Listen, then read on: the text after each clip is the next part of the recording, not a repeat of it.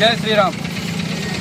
Jubilee election ప్రచారంలో సందర్భంగా నిన్న మన తెలంగాణ ముఖ్యమంత్రి రేవంత్ రెడ్డి గారు ఆపరేషన్ సింధూర్పై, భారతావానిపై, అలాగే భారత ఆర్మీపై, సైనికులపై ఏదైతే అనుచిత వ్యాఖ్యలు చేసిందో మేము తీవ్రంగా ఖండిస్తూ ఉన్నాం. ఒక సీఎం హోదాలో ఉండి ఇలా చిన్న పిల్లవాళ్ళగా మాట్లాడడం సరికాదని మేము హెచ్చరిస్తూ ఉన్నాము.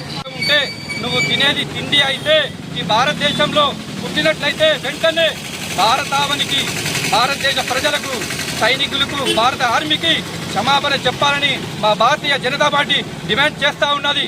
అలాగే పాకిస్తాన్పై యుద్ధం చేస్తే మేము సపోర్ట్ చేయాలని అన్నది మీ కాంగ్రెస్ పార్టీ. అలాగే మేము పాకిస్తాన్ ప్రేమిస్తాం, ఐ లవ్ యూ పాకిస్తాన్ అన్న వ్యక్తి కూడా మీ కాంగ్రెస్ పార్టీ వాళ్ళే.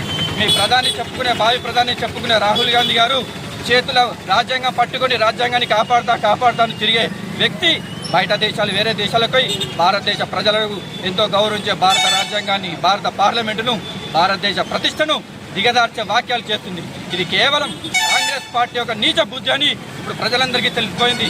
రానున్న రోజుల్లో మీకు ప్రజలు బుద్ధి చెప్పే రోజులు దగ్గర పడ్డాయి.